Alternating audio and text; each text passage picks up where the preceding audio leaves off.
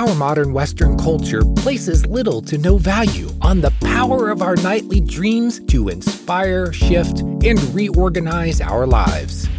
This podcast demands a deep reconsideration of the role dreams play on our path to a more vital and meaningful life. The following is living proof of the life-affirming power of dreams to affect change and redirect the trajectory of our inner and outer lives. These are the dreams that shape us.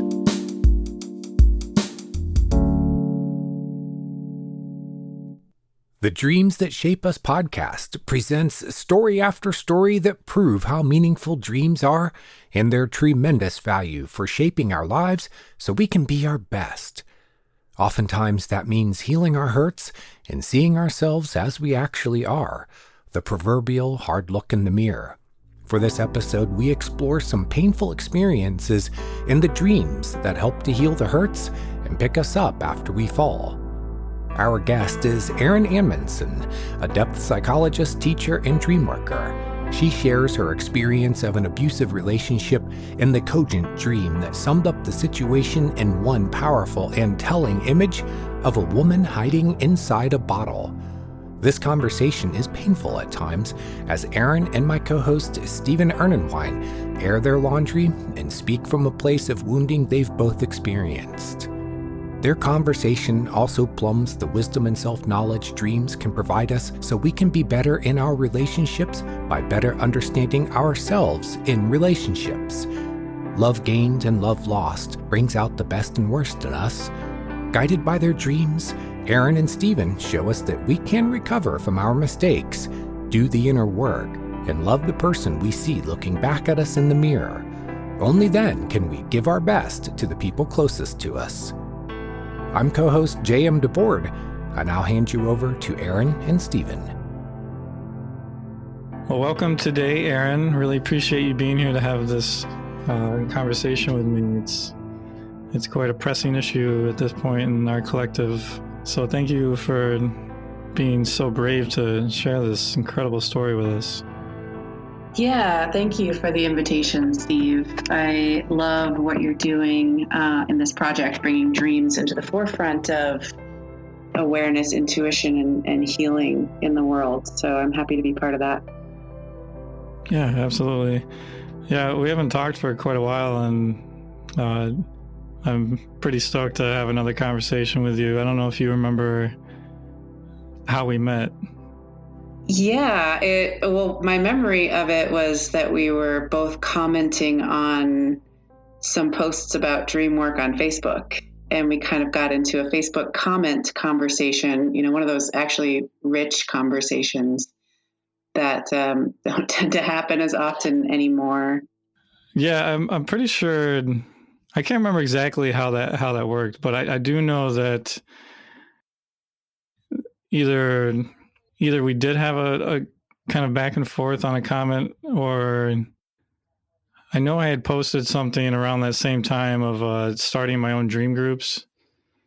And I know that you, out of very few other people, were like, yeah, let's get on a call. I'll tell you anything I know or anything that can help. And I was just amazed that somebody was willing to be so forthright with how they run their groups and was willing to give me so much great information. So this feels like my payment back to you in some regards.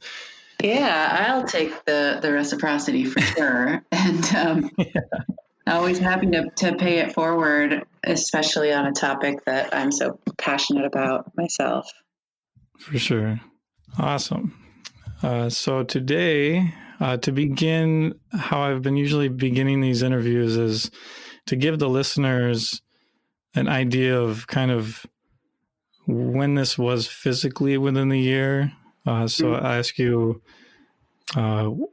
what season were you in, physically, when you had this dream? Mm-hmm. Are you able to remember that? Yeah, it was the spring of 2016. Alrighty. Interesting. Okay. And then my second question would be, do you have an idea of kind of what season you were in mythically or emotionally at that time? Oh, yeah. I guess I would describe it as a resistance to the treasure and reward of all of my hard work. So it was subconsciously actively resisting the harvest Mm, of my investments, which is in itself, I think, a fascinating concept to dig into in the psyche. for sure. Mm-hmm. Wow. Okay. So would you refer to that? I mean, it's a harvest, so is that fall time for you? I mean, in terms of the Or, seasons, that is the fall, but in terms of like the season of my life, I had started a private practice. I had momentum and success there. I was definitely, building, and a lot of my dreams around that time were calling me into further depths and indicating that I was heading toward even more abundance and success. And, for me, I think that that joyful state of being has been sometimes difficult to not only celebrate, but accept. And that's something yeah. that I've been working through. So some part of me wants to keep me safe by sabotaging the good life at times. Yeah, I know how that is. That's pretty much how I operate as well. Mm-hmm. Yeah. It's hard. It really is, because I think most of life gears us to, I don't know, I feel like we get sufficiently broken down over the course of our life that we have a really hard time when it comes to actually like accepting beautiful things and uh, rewards. And I think we're so geared towards like expecting things to be constantly so hard and never getting a hand up on things that when we finally do, it's kind of foreign and it feels weird and uncomfortable. Yeah. Yeah. I think to some degree, some of us are also maybe addicted to the challenge of life, looking for the next great adventure. And sometimes the adventure is in stillness, in the moment, in receiving the creation. I like that. Very cool. All right. So I think to begin this conversation, can you offer us like the lead up to the relationship that you had with your ex that paints the whole situation we'll be talking about here? Yeah. It was the season of my life of receiving and having built a successful private practice. And I had been single for 5 years at the time. And I think my desire mind just wanted a relationship. I didn't want to be satisfied with what I had. And looking back, I can see that the desire for a relationship was a pure distraction from, finishing my creation at the time. That's my business.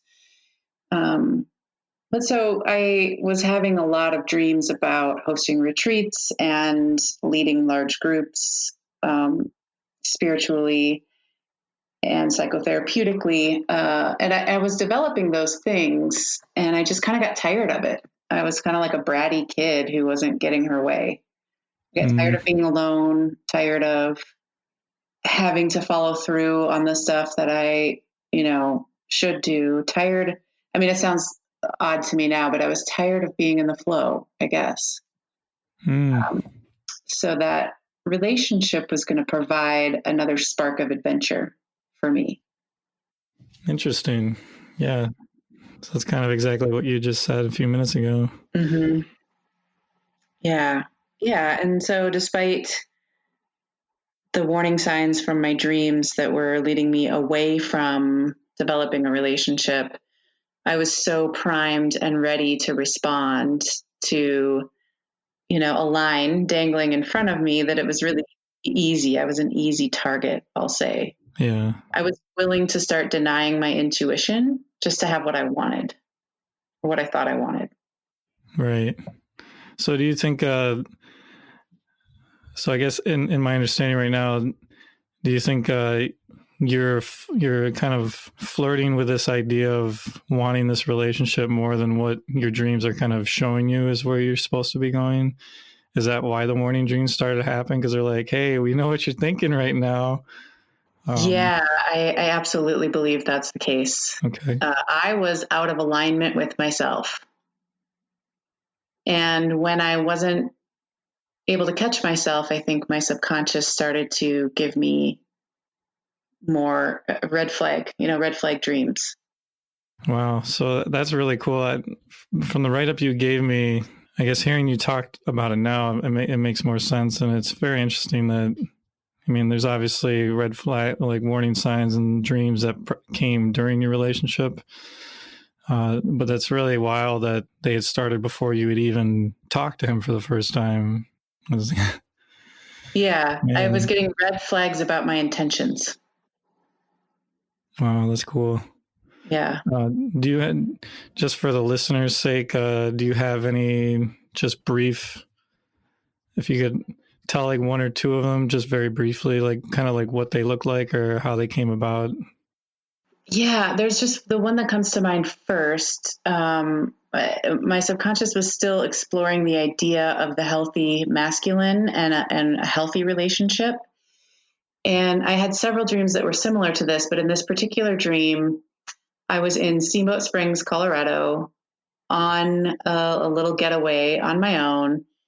And I had gotten out of my car to walk to the place I was staying. And I was suddenly aware that I was surrounded by violent, dangerous men. So I knew that I was in danger and I wasn't sure how I was going to get out of it. I just kept moving. And as I moved forward, I saw two very kind-hearted, loving, compassionate men who were selling bread.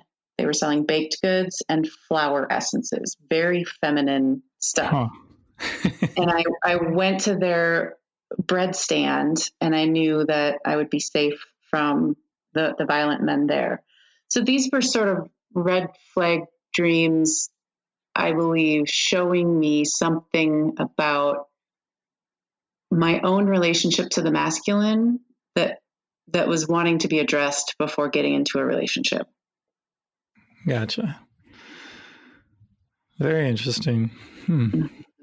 Yeah. So showing me there was like still danger in that realm for me. Right.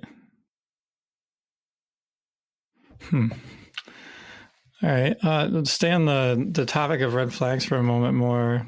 I know you had hinted in the write-up you had given me that you've been an advocate for this kind of work in the past. And I was curious if you could give our listeners kind of like what some actual red flags in an actual relationship would be like, or what I guess, what are the red flags that someone should look for in a relationship as it's starting off? Oh gosh, that's such a great question. I was just having a conversation with another friend of mine who recently went through this. And I mean, the very first and most important red flag is if you realize that you are denying your own intuition. Not everybody's able to recognize that, but for me, I was consciously aware that I was denying myself. So most important, I think in terms of how like relationship dynamics, like any inconsistency of behavior, inconsistency of emotional input, any type of dismissive commenting. So, for example, if dream work is really important to me and I'm dating someone or I've met someone who scoffs at it and really puts it down, that's probably a red flag. Maybe not that this is a violent person, but it's not the right match for me. Right. Right. So any person's outright rejection of personality traits or values, any kind of belittling or name calling. I mean, those are the more obvious ones. And there are so many. And I would say, as a psychotherapist, I also know the brain chemistry that we all experience when we fall in love. And it's as dangerous as crack to our system. So we're not thinking clearly. We're not seeing clearly. We will ignore red flags or just not even notice them because we're high. We are literally doped up on love. So one of the practices that I recommend is a vetting process. And it sounds awkward to a lot, especially to a lot of women who get accused of overthinking things or, being too needy a lot. But I would need someone new in my life to meet my family, to meet my friends relatively early on. Because those are the people who know me the best outside of myself, and they're going to know if I'm off kilter, even if I don't. Right. And interestingly enough, I had some friends who had some pretty strong feelings about my ex and his character, and they didn't say anything because I didn't ask them. And I didn't say anything to them because another red flag was, don't talk to other people about our relationship. It's our private business. So in retrospect, I found out that at least two of my friends had pretty significant concerns. And most of us think we should mind our own business, right? So I encourage the opposite. Ask the people you know to look out for you in your relationships. Oh, I love that. That is amazing, because if you do bring someone home pretty early on and everybody's like, nope, it would make you like really kind of reconsider what you're doing there. And yeah, that's great advice. I love that. Yeah. And let's bring this person home to your people. It doesn't have to be your family. If your family is not your people, then who are your people? Who do you trust?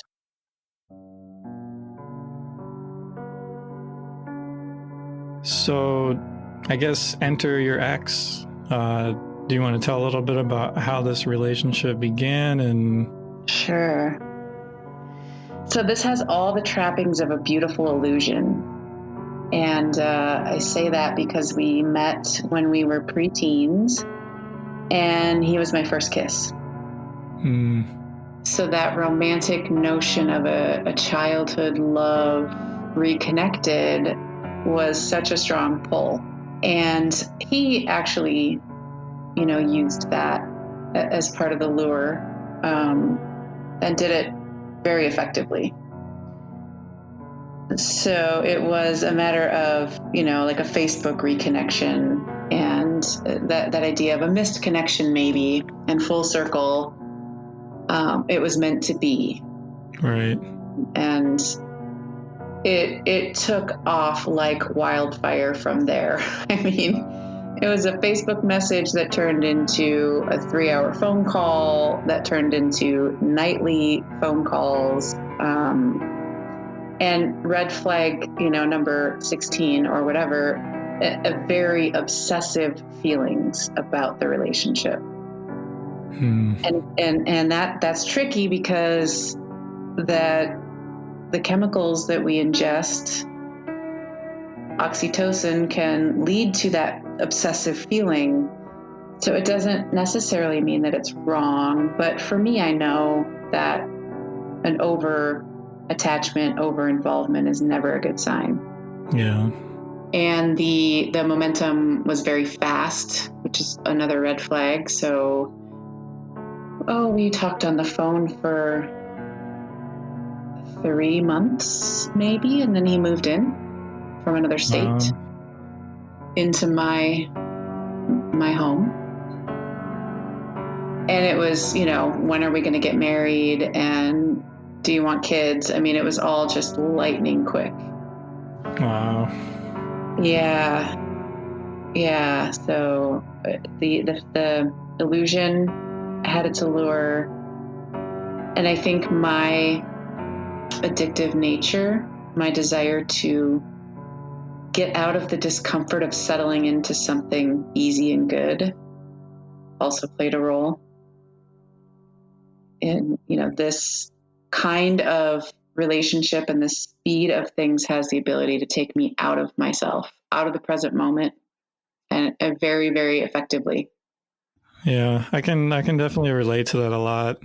I feel like every relationship I've been in, I've kind of like completely lost my head in. And I think the relationship I'm in right now has been over 11 years. It's been the most solid and steadfast relationship I've ever been in. But every other one that I've ever been in has just been like a whirlwind that I've just gotten so caught up in and totally lose myself in and become like a totally different person. And I come out of it so like broken and weird and have so much to unpack. And so I definitely know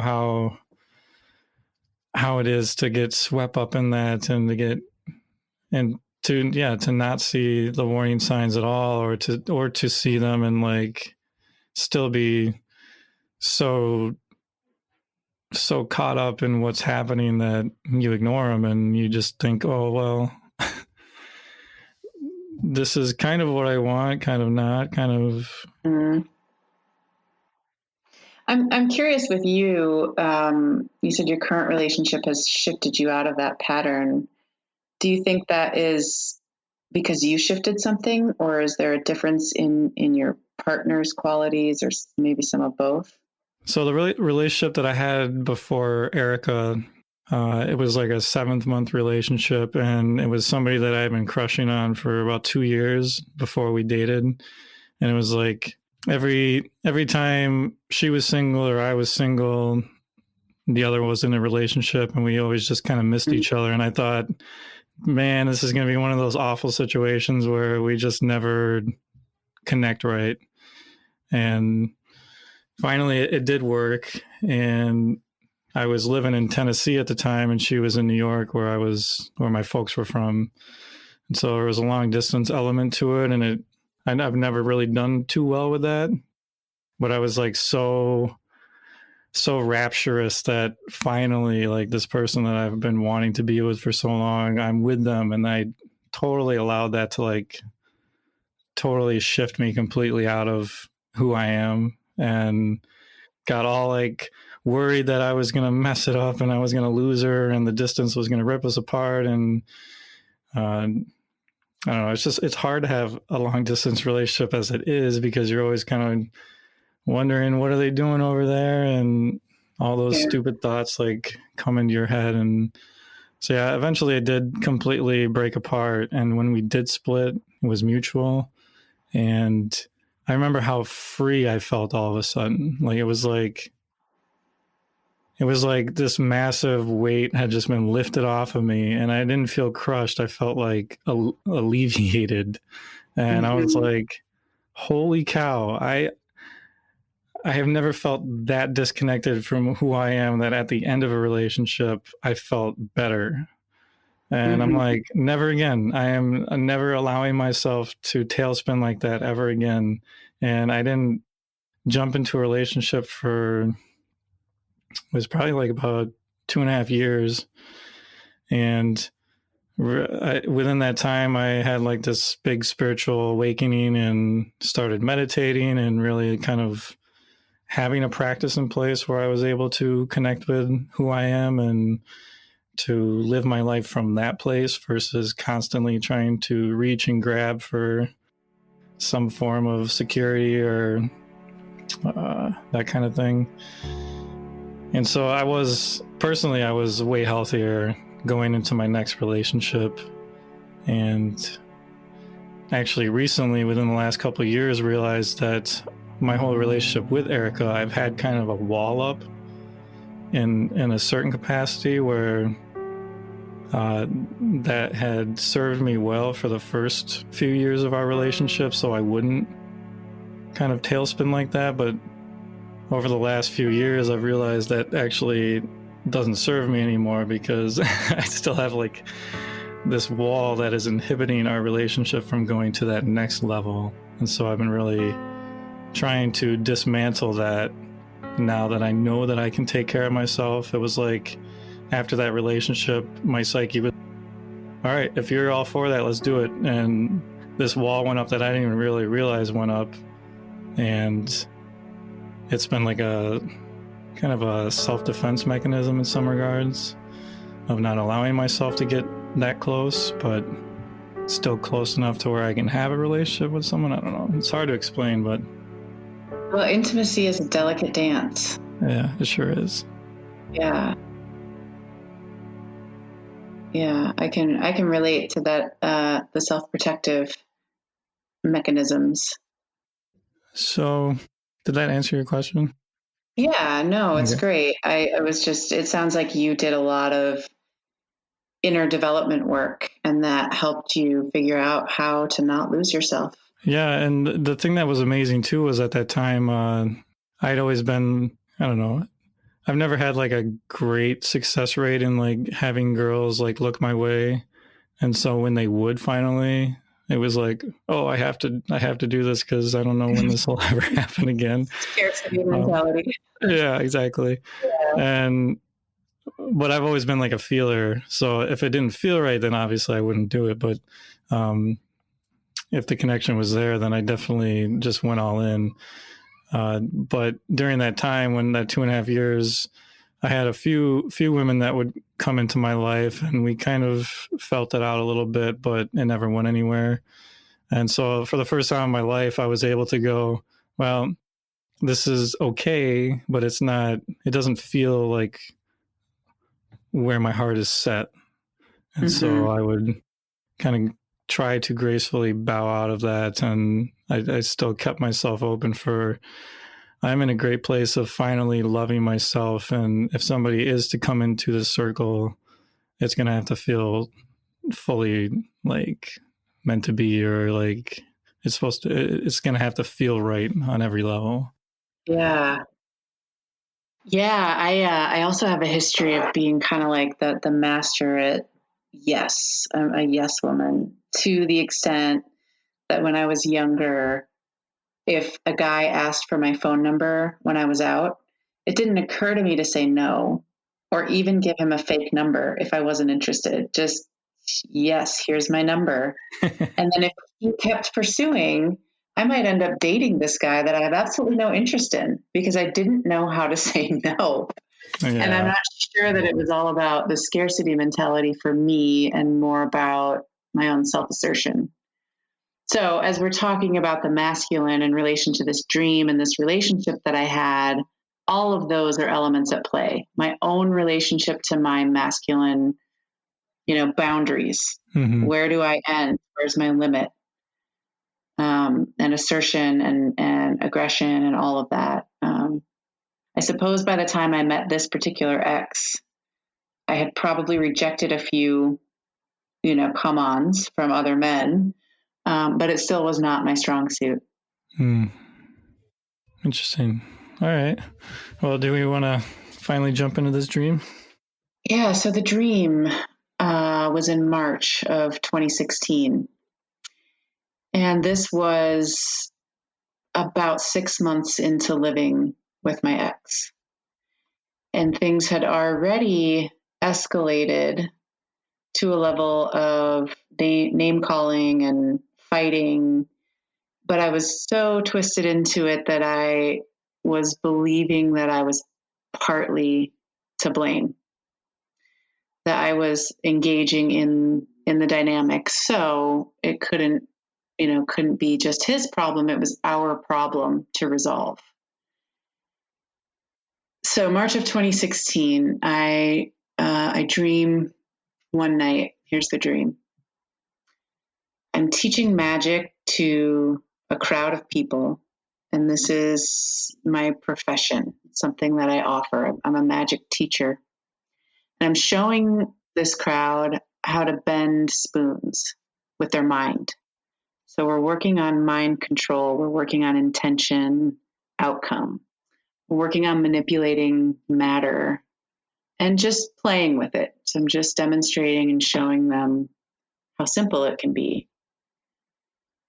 And as I'm working on bending this spoon, suddenly the spoon turns into a stainless steel milk jug.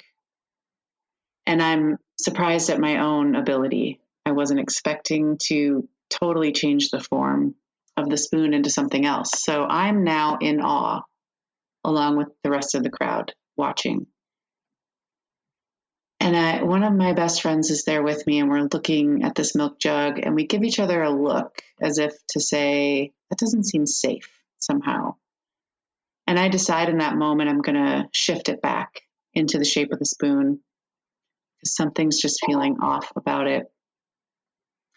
But before I'm able to shift that milk jug back into a spoon, a woman in the audience discovers her own magic and uses it to shrink herself down so she can fly into the bottle. She does this all just in a second of time, and then she's stuck. My friend and I are looking down at her, and again, we're sort of sharing a psychic experience, shared experience of being afraid for her and also being a little bit jealous of her. How did she do that? And now she's in there. She doesn't have to deal with what's out here. But the danger feels a little bit stronger. So I'm encouraging her to come out, saying, come on, you've got to come out of there. It's not safe for you in there. Please come out so I can change it back. And she simply responds, I can't come out. He doesn't want me to. And that's the end of the dream. Wow. First time I had read that dream, when you sent it over, that last line just like made me gasp. It's like, ooh. He doesn't want me to. Yeah. Yeah. So there's an obvious analysis for me there, self-analysis. Mm-hmm. I'm not willing to do anything that he doesn't want me to do. Right? Right. I'm not willing to make a choice that goes against what he wants. And that could be the parentheses sentence in between the story of my life. Up until this dream, but in some ways as something that still plays out now, it's a very deeply programmed as a Midwestern woman, based on some aspects of my ancestry that I'm aware of, and as an American woman, to obey the men, to please the men, to make sure the men are happy, because that's a way of ensuring that you're safe and you're taken care of. Yeah. And, it's not that long ago in our history that was just the truth. A woman couldn't do much on her own without a man by her side. Yeah, that's huge, because it almost makes it more of a collective statement than just a personal one for you. It goes so much deeper into ancestry and just culture, and yeah, it's a doozy. Yeah. I work mostly with women, and I find this to just be a true theme across the board. There are ways that we shrink ourselves down to fit the mold of what the men who have power in our lives want. And it's not always, this isn't to attack men in any way, because it isn't even about men who abuse power like my ex. This is about good men who want good things for the women in their lives, and the women's inability sometimes to see beyond what the man wants, what he desires, into, okay, it seems good and it's good intention, but is it really good for me? Right. Yeah, being very involved with a Midwestern woman myself, I know how that plays out in her as well. Mm-hmm. So I have a pretty vivid understanding of what you're saying here.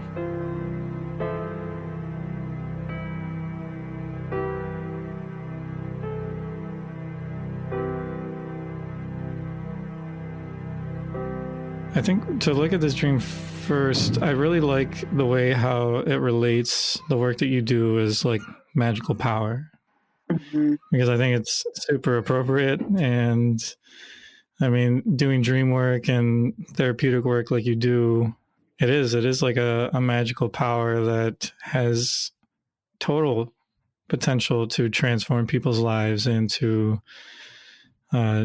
drastically redefine who they are and how they show up in the world. And so, is there anything else that you want to comment about that piece that touches you in a certain way that either validates or affirms you and your work? And Well, I appreciate you saying that, Steve. I hadn't, I guess, paid that much attention to connecting that detail. But you're right. My work in the dream is a magical transformation. I'm transforming one item into another with my mind.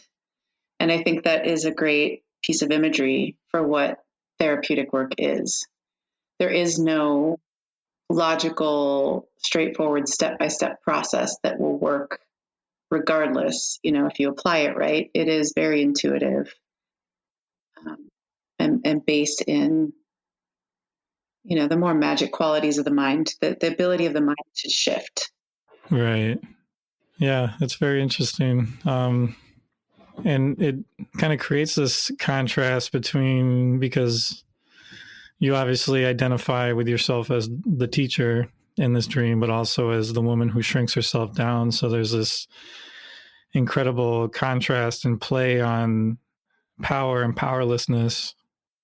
And Yeah. it's how do you look at that kind of that play between the two of them? Yeah, well, one thing that comes to mind in a broad context is the idea of the master or the guru or the teacher, and the pedestals that we put each other on. So it is the idea that the teacher's fallible, the powerful can be powerless. The teacher must be the student. The teacher absolutely must be the student. You cannot be a teacher without being a student. So as the levels of expression develop, right, as I step into more power in my work, in the world, then I seem to invite in more experience that informs the depth of that power. So it shows me the broad range of experience. Does that make sense? Yeah, absolutely. Yeah. It is only through being powerless sometimes that we realize how much power we truly have.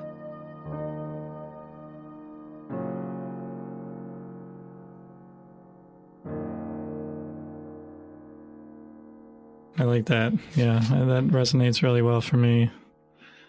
And I feel like it also, the more power we're able to hold, the more responsibility we have for holding it. And I think there's an interesting look here at, especially the way that you tell the story, that you were kind of going against your own better judgment. And so it almost seems like that's almost seen in the way that the power kind of gets away from you a little bit in the dream, where like all of a sudden like things are happening beyond your control and you're like, oh shoot, maybe we should turn that back into a spoon before things get too out of hand here. It almost feels like if you're not how do I say this? I don't want it to be like a shunning thing that I'm saying here. Yeah, I feel like there's something in what you're getting at is about being mindful of, I don't know if it's the limits of power, but the responsibility that comes with the power of magic, the power of creation, the power to create your life. Right. Yeah. So maybe in some capacity, you going against that power that you had cultivated so well and was going so well for you, and then kind of turning your back on it, it could create just a mess of your life if you're not continuing to honor it as it's coming through and what it's suggesting you, even if you don't particularly like what it's telling you. I mean, how many times have you had to deal with an offering from life that isn't what you want? Oh, all the time. I'm guessing the listeners of this podcast will relate to that, right? Yeah. And so it's sometimes feels easier to deny or to lie to myself about the right path because the one that's aligned with me, it's too challenging, it's too difficult, it's too boring, it's too whatever. Mm-hmm. And I think that I live my life best when I can relax into the path as it unfolds and really appreciate each step and what I'm surrounded by in the moment. All right. So if we stay with the contrast between power and powerlessness, and you being the teacher and also the woman in the bottle, how do you hold both of those realities, I guess? Yeah, at the time, it was a challenge to hold both of those realities. I knew that this was an important dream. And I also was waking up to the fact that the dynamics of the relationship I was in were dangerous and toxic, and that I knew better. And so being the wise observer, the teacher, the producer of magic is the part of me that knows better, knows how to trust, knows how to, take action, knows how to create actually something that I want. But the girl in the bottle was also me drinking heavily during that time, which you may or may not know has a tendency to cut into intuition and to confuse the messages that are trying to come through. And I had to hold both spaces. I had to see myself exactly where I was. I was both stuck and having this amazing ability to move with magic through my life. And I knew that both were true.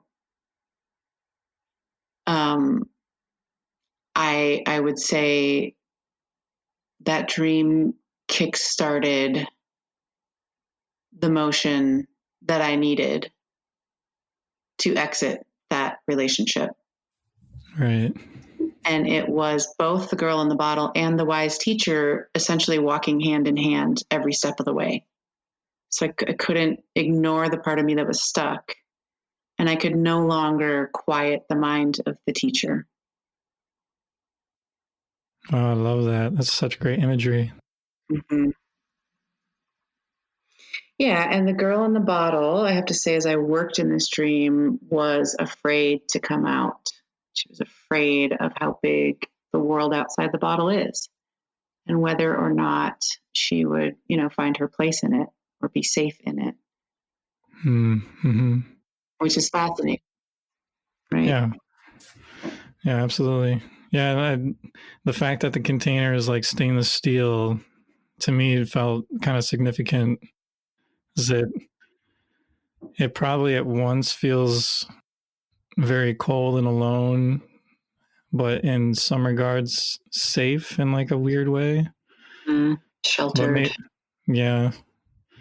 Or I mean, that's just me kind of associating with it, but maybe that's not the case. Maybe it feels more like kind of like a cage that you're stuck in. And Yeah, I could say it feels like it for me, the image is like a false paradise, where suddenly you wake up and you realize the leaves are plastic and there is nothing delicious to drink in that glass or whatever. So that illusion, right. sort of like being in a cage that you don't know you're in until you suddenly realize it. And then it's like Twilight Zone all of a sudden. Right. Oh man. Do you have any associations to why it transformed into a milk jug out of all different kind of containers it could have? Because it could have showed up as stereotypical like alcohol bottle of some sort. The milk jug makes me think of nurturing. That's the the one association, right? It's like the mother's milk or the cow's milk or nurturing, growing. And it also was enough of a play on the imagery. I don't know, this dream seemed to play between subtleties and direct hits. So the stainless steel milk jug was a subtlety because it didn't say vodka or wine or whatever. And yet when I read the dream back to myself about a month after I had it, that was when the recognition hit me. The girl in the bottle, of course, that has been me. I have to stop drinking and get clear to figure this out.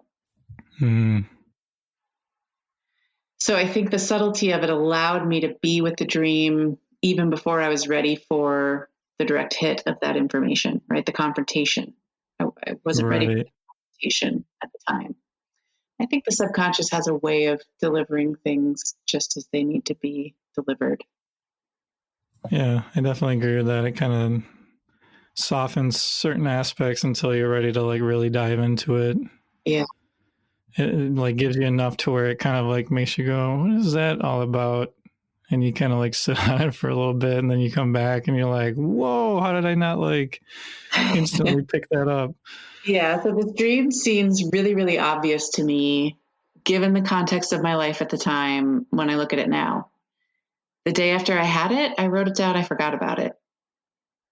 It seemed so insignificant that I didn't give it a second thought after I wrote it down.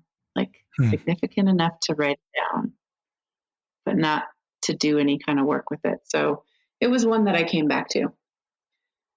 And I've come back to many times because there's, it still continues to give its wisdom. Right. Yeah, absolutely. Yeah, I feel like oftentimes even seasoned dream workers like ourselves, like you'll have like a dream like that and you'll kind of go, I'll just conveniently kind of look by this dream and seems like there's something there, but it's not instantly jumping out. So I'll kind of sit on it for a little bit. Yeah. Or there's something there that I just don't want to talk about right now. Right. Exactly. Yeah. Yep. I think we all go there for sure.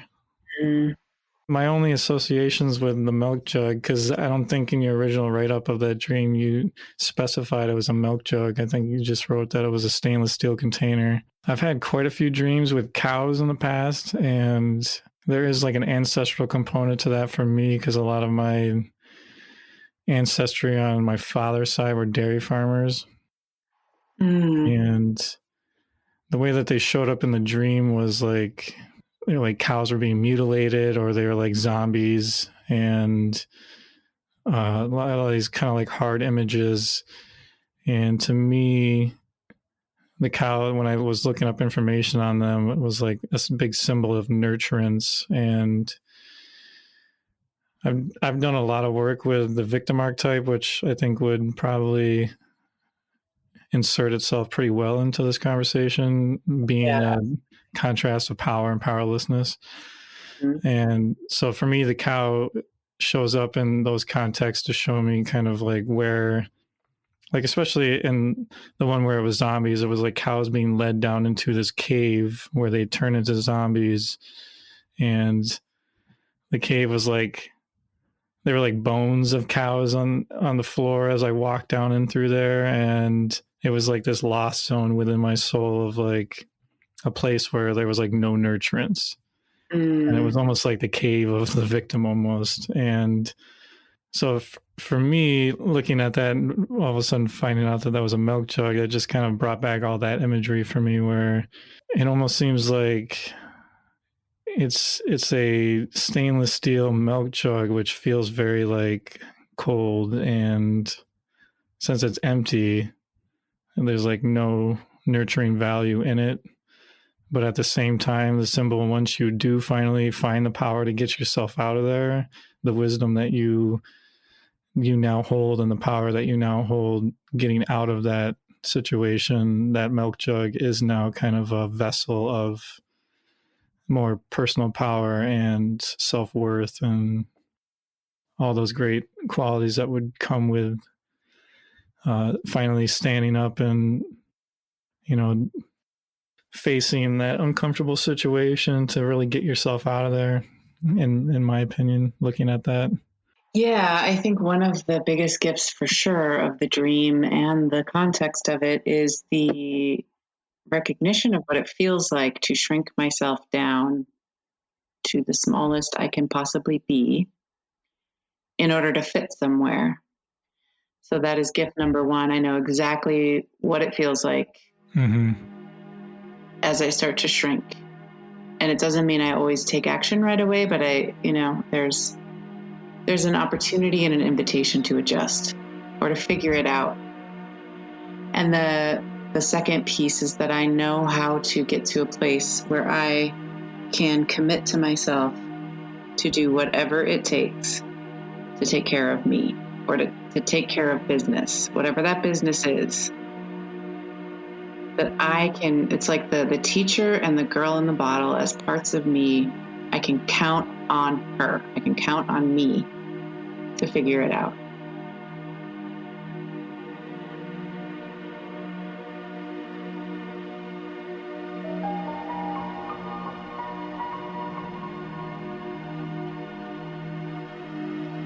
Is there anything else you want to say about the relationship and maybe like a message to women who maybe are going through a similar situation that you had been in?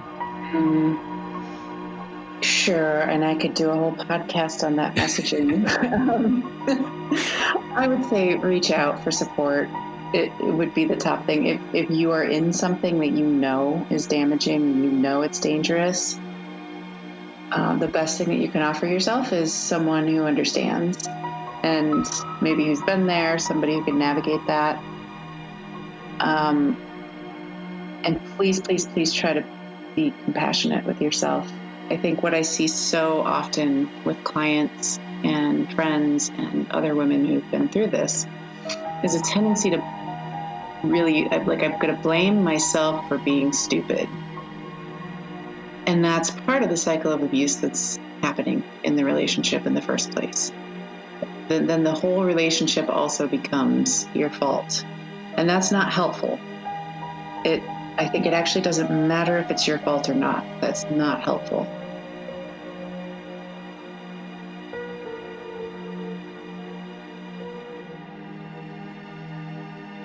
So having revisited this relationship, this ex of mine, and the toxicity involved in it, I want to acknowledge that you are one of the men in my life that I've met, and I've met several, who are, from what I can tell, you're doing the work to address the impact of toxic masculinity, like the wounded warrior expression in the man. And I'm always curious to hear a little bit more about that.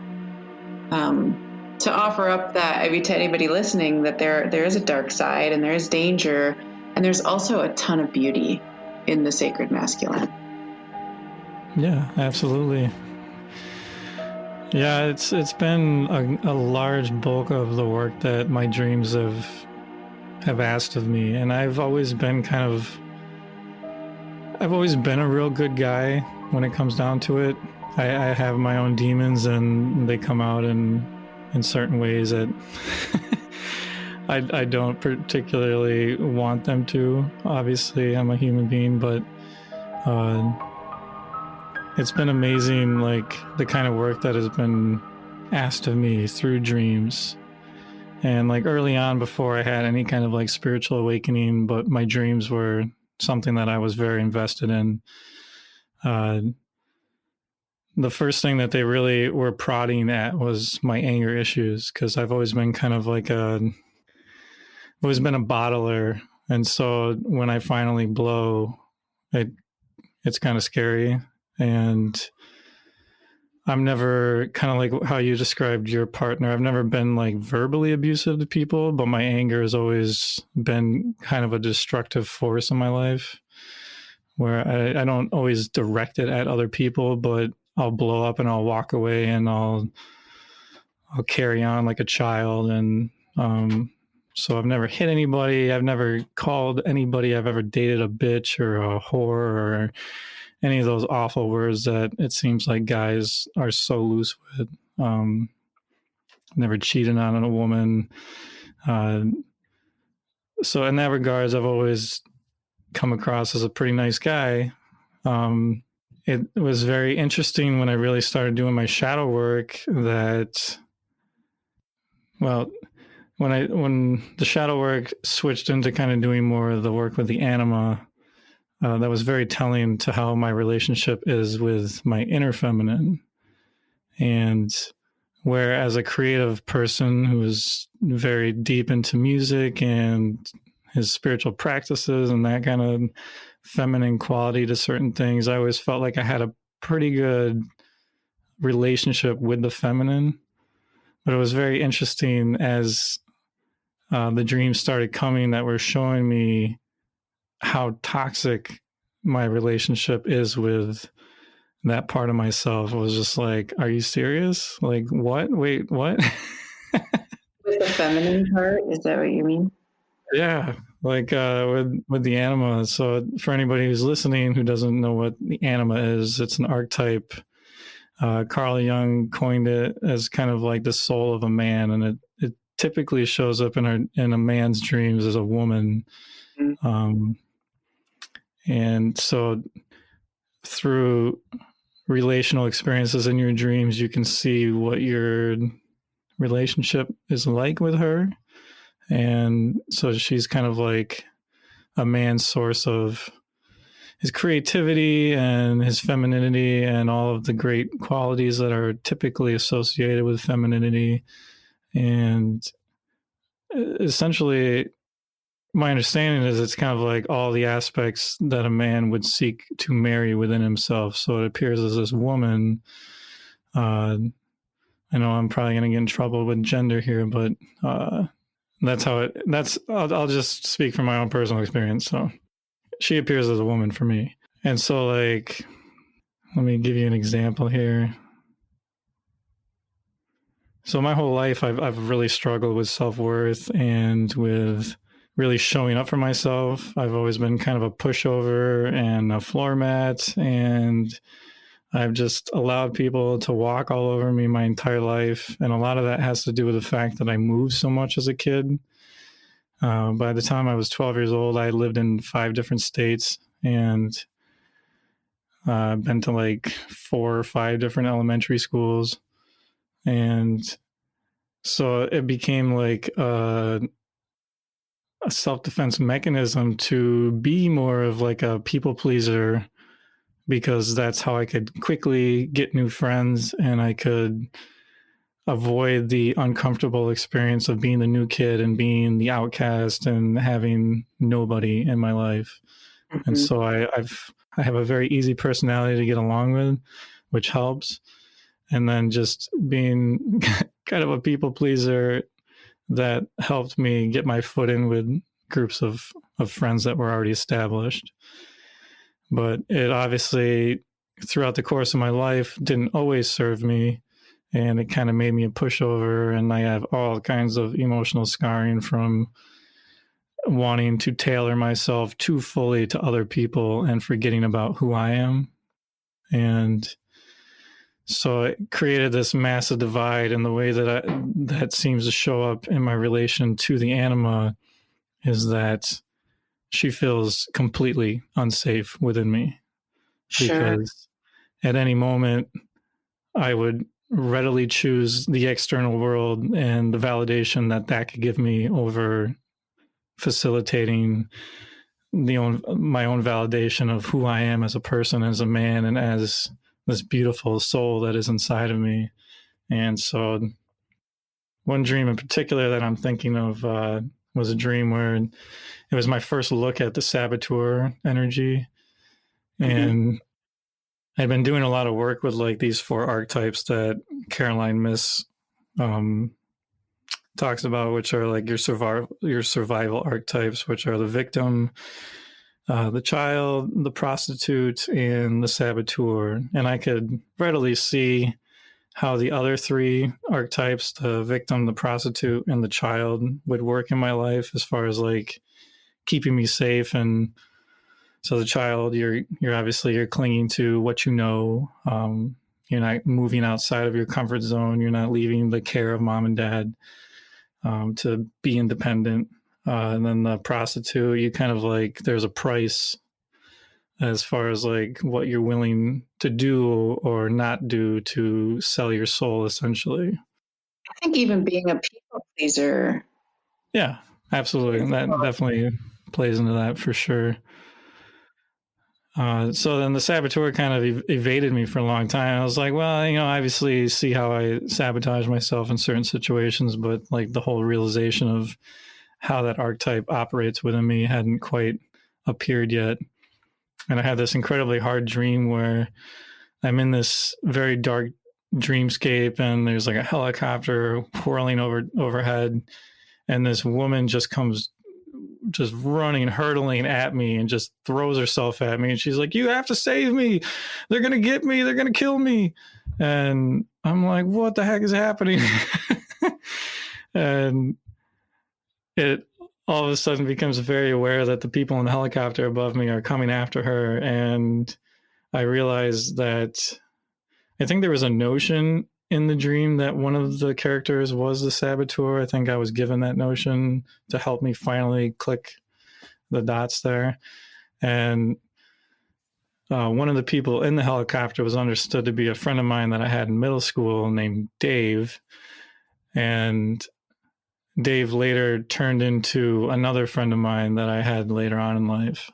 And so when I was piecing this dream apart, I was like, this woman's terrified for her life, and the saboteur had something to do with it. And as I was looking at Dave, I'm like, well, as soon as we got to high school, Dave just completely ghosted on me.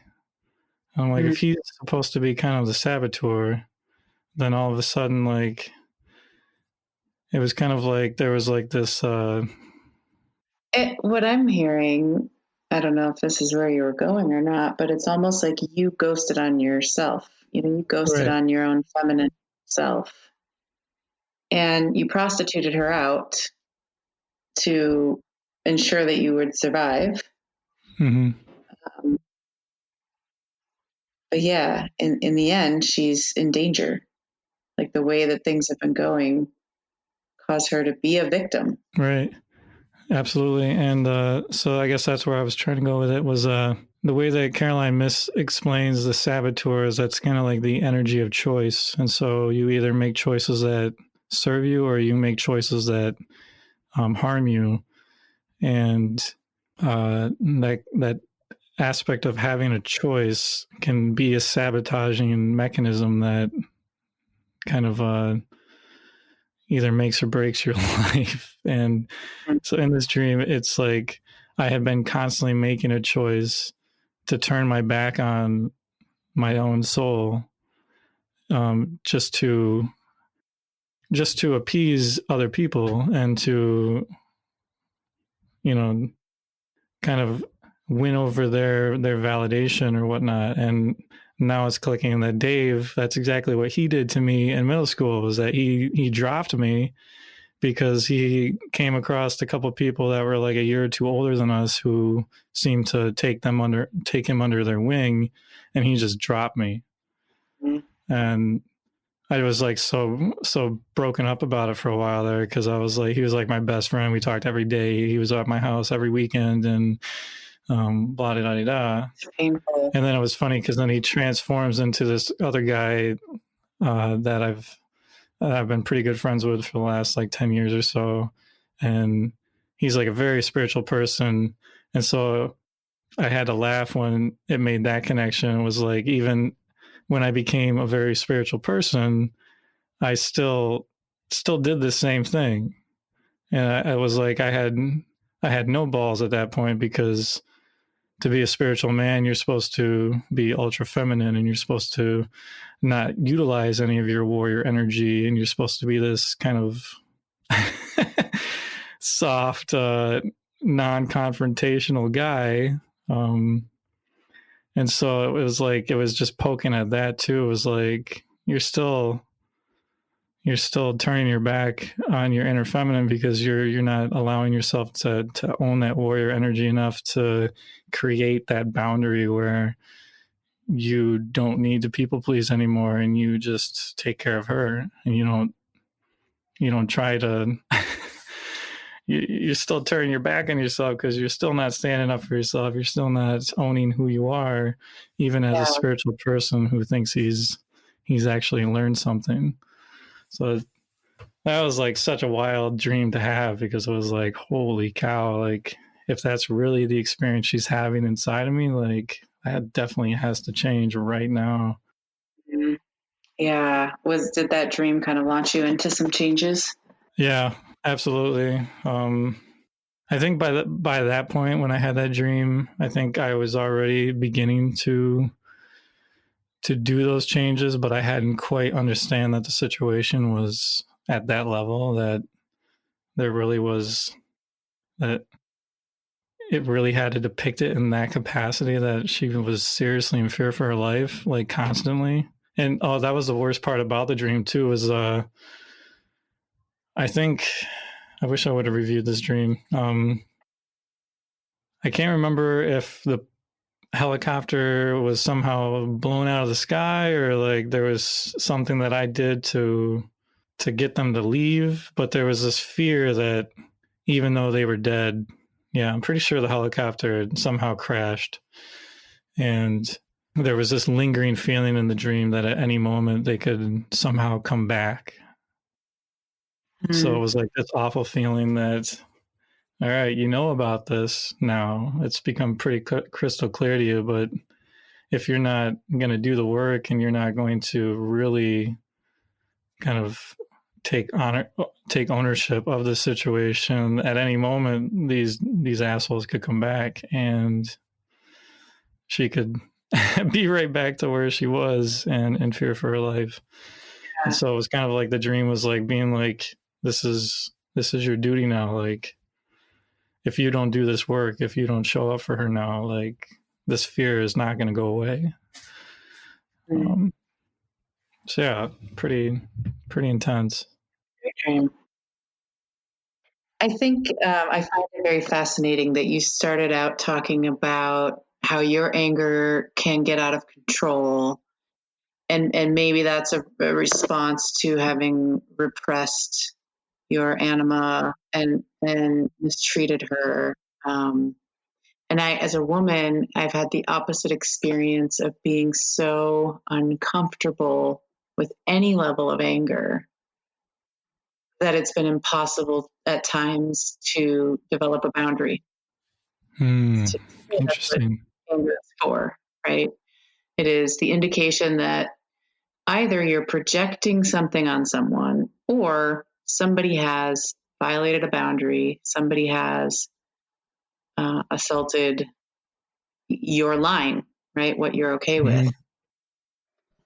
So yeah, I had a different, just briefly, I had a different development of dreams that were angry, abusive men showing up in my dreams. And that over time has become me standing up to angry, abusive men in my dreams. Nice. It's just freezing. So I think it could be a very fascinating discussion to talk, in a group of men and women about our experiences of masculinity and the development of that energy when we've not been given a solid, healthy model in this culture. So we're having to find our way in the dark. Yeah, that would be a fantastic conversation. Do you have any dreams in particular that you remember from that time that you could share quickly? Well, one that was really interesting because it was a little cartoonish. There were these little boys in like a daycare center.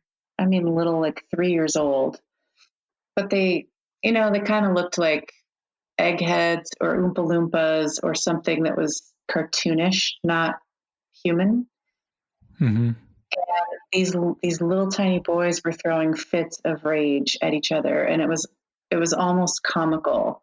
And that was one of the dreams that I had that I feel like it was symbolizing a transition from me being stalked or chased or yelled at, me being assaulted essentially by aggression or anger, to me experiencing it as something kind of absurd or funny, something I could distance from a little bit. Just watching these little children throw fits and really kind of getting into the early stages of aggression in our development. Yeah. So part of my rebirth in my own relationship to anger. Wow, that's really cool. Yeah, that's a fun one. Yeah, since we're on the anger issue, I'll tell you. Yeah, I had just like a lot of dreams that were just like like they were like trigger dreams, and like it was like the dream would just poke at something real soft, and then the dream I would just puke all over whatever the situation was. I don't have any ones in particular that I can really drum up, but something that was interesting that was happening in my lucid dreaming around that same time was that I had a series of lucid dreams where as soon as I would become lucid, like a character would just start talking and they wouldn't shut up. And it was just like stream of consciousness and just like completely absurd things that made no sense. And it would actually like, it was almost such a cacophony of speech that it would like take over my brain in the dream and cause me to just like completely lose my mind. Mm-hmm. And then I would just like snap on the person.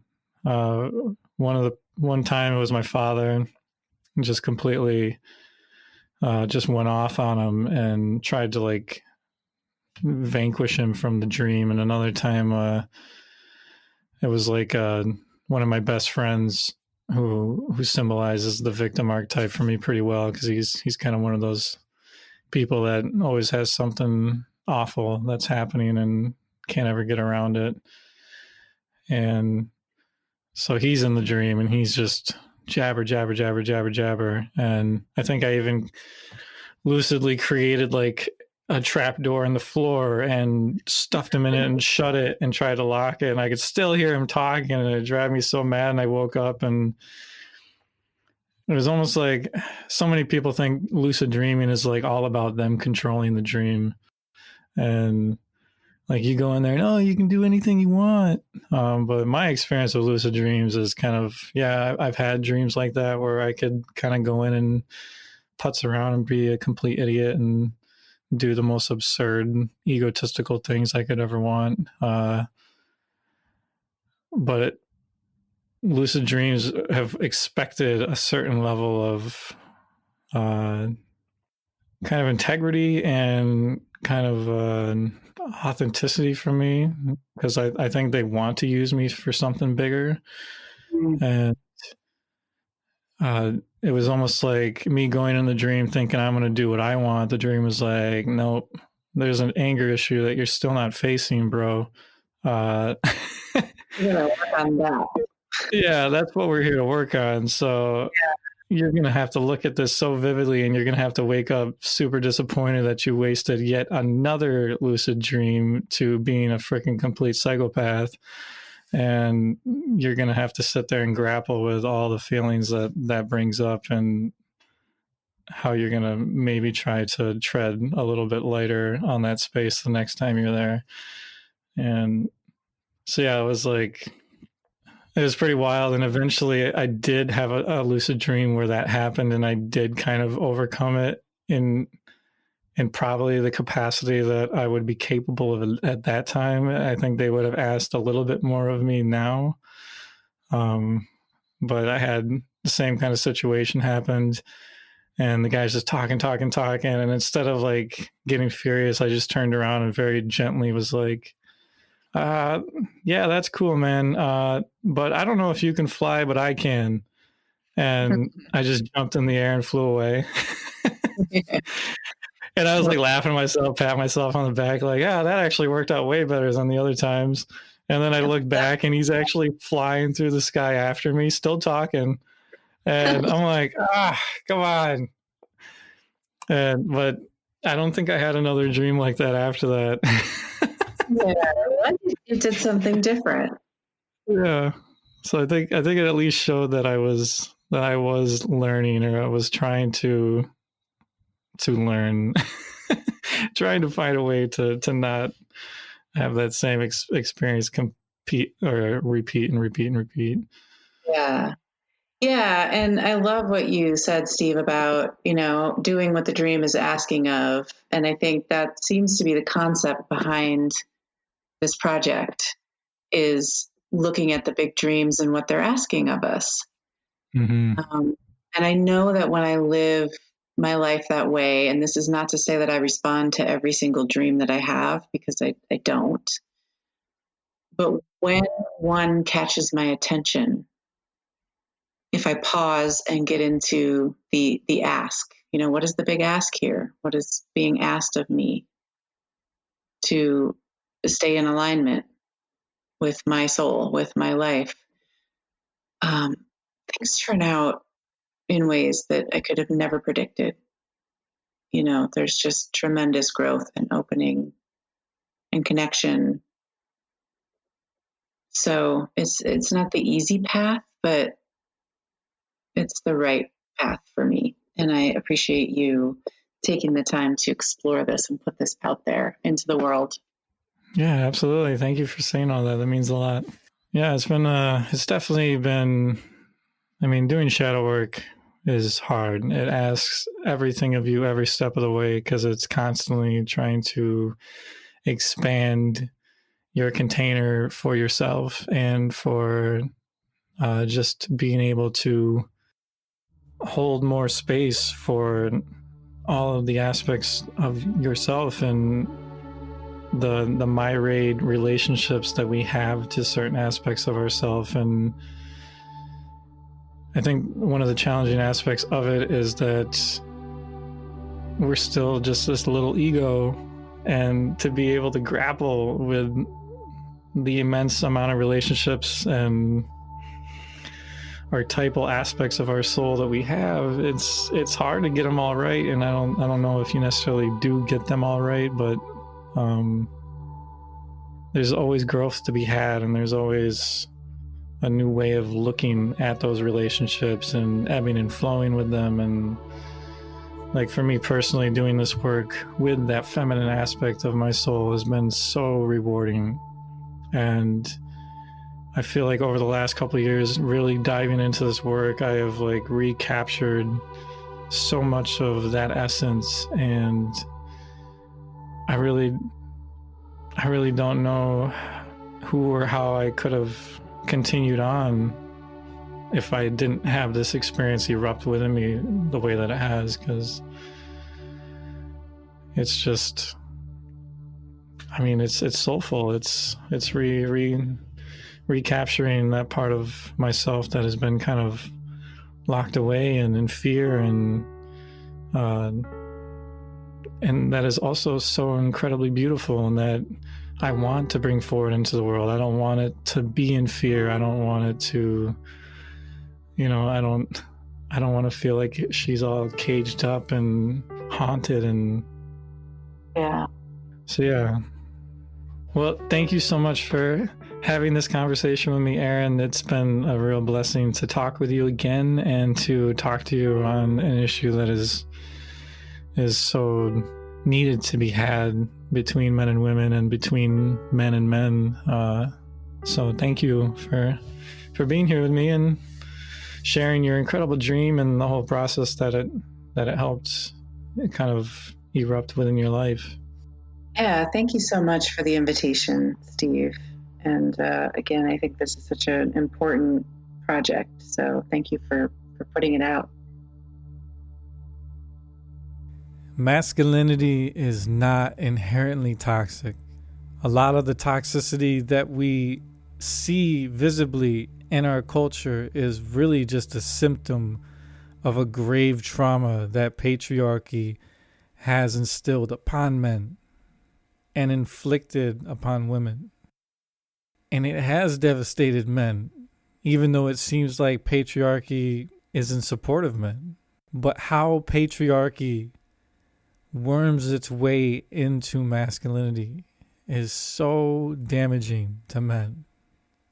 So incredibly damaging to men that we don't even know we're traumatized by it. Within the last year, I had this amazing dream where I was driving through a city, and as I make a turn, my car starts driving in reverse, and there had been police that I had just seen, and they were looking for a sniper in a building. And as I'm driving reverse down the street, I see the sniper up in the building, and you can just feel his anger and his rage, his capacity for that kind of just violent rage. And I'm terrified because I'm a straight shot for this guy. And so I like duck and roll out of the truck, and I run as fast as I can behind the corner of a building so that I can be out of his line of sight. And the dream scene kind of changes at that point, and I'm sitting on a bench now with a bunch of really buff dudes. And as I'm sitting there, this guy comes walking around the corner, sees me, comes up to me, acting all super proud of himself for some kind of, it felt like a female conquest of some sort, like a sexual conquest. And I jump up, and I am just not in the mood to have it with this dude right now. And I'm like swinging on him a little bit and trying to swat him with stuff that I can grab. And I think I even said very intensely during this moment, I'm sick of your toxic masculine bullshit. And all of a sudden, the buff dudes that I was with and like a whole bunch of other dudes show up, and they just encircle us. And now it's just me and this dude in the middle of all of these very strong feeling men that are holding this circle very strongly. And it feels like none of them are letting us out until we hash this out with each other. And feeling the gravity of what is happening, I feel this hush come over me where I had been so adamant about enacting some kind of justice upon this man, which is so true to patriarchy, where, might is right. And when you don't like something, you use anger, you use force to change it. And so I soften, and I want to understand why this person feels the way they do. As I start prying into him and being like, come on, man, what the hell is going on inside of you? Like, why do you think this is okay to act like this? He breaks and he cries and he says to me, I just wanted to love her. And it sends chills through my body right now to say that. It was so powerful and profound in the dream. And as I've worked this dream, I realized that this is the wound. This is the trauma that patriarchy has given men. Because love and kindness and empathy, it's all weakness. You're seen as weak. You're supposed to guard yourself and be distant and be unemotional. You're supposed to cut yourself off completely from your feeling center. And the word her felt like not only the man's soul, the man's feelings, the beauty within the man's soul, his ability to love himself deeply, but the women in the world, in his life, the earth herself, all of these feminine aspects of our life that we have been told are weak to give ourselves to, that we are supposed to be strong and we're supposed to dominate our inner world. We're supposed to cut ourselves off from our emotions and dominate them. We're supposed to be better than them and over them. And we're supposed to be better than women and stronger and more capable and more independent and all this bullshit. That we're supposed to put profits before people And we're supposed to ravage this earth for every resource that we can get our hands on and monetize. Bullshit. We as men need to realize that all we want to do in our heart of hearts is to love her. To show up in this world and to be a protector and not a predator. To be a protector and not an aggressor. To protect our soul and the beauty inside of it and to honor it. To protect the women and the children in our lives and not be aggressive towards them. To not be dismissive or arrogant or just impossible. And to protect this world, this beautiful world that we inhabit, that we just celebrate by destroying it in every way. How can we not see that we are traumatized? How can we not see that we have been led so far astray? And all of these characteristics that are symptoms of this trauma, they are all of the ways that we have attempted to not feel the truth that all we want to do is to love her. Because we have been so removed from that the pain of that separation is so severe, is our way of coping with this deep brokenness within us, where we have been denied the truth that all we want to do is love her. That is so devastating. It has to stop. If you want a path back to your own soul, to find your way home to her, to you, follow the path of your dreams. You can find your way back to her and heal the damage that has been done. Come home.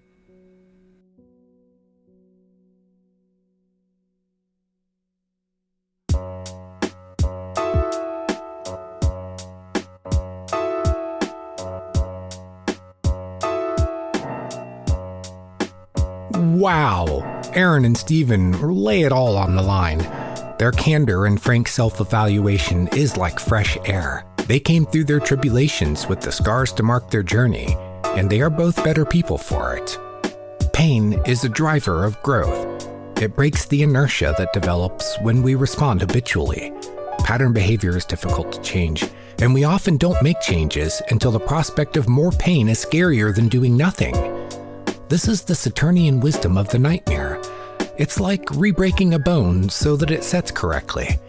Dreams, and especially nightmares, take us to the places where we are broken, where we haven't healed.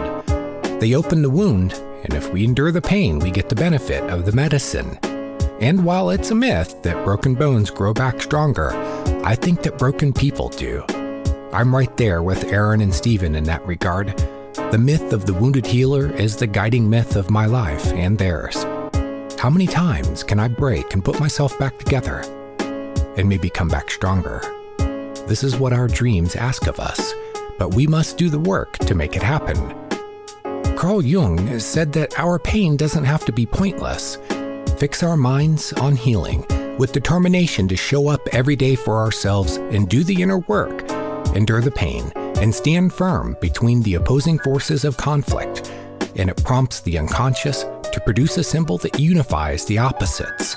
He calls it the transcendent function, transcending conflict and getting unstuck. Erin and Stephen know what I mean, and I bet you do too. Dream work is your best way to show up for yourself daily. It's food for the soul. You can learn from our guest, Erin Amundsen, about the built-in technology of our dreams to guide us to our true path in life. Look her up at naturaldreamtech.com. Stephen is known online as AQ the Dreamwalker, and his music is all over the internet. Music inspired by his dreams that brings healing to hip-hop. And I'm J.M. DeBoard, and I've got an online course for you.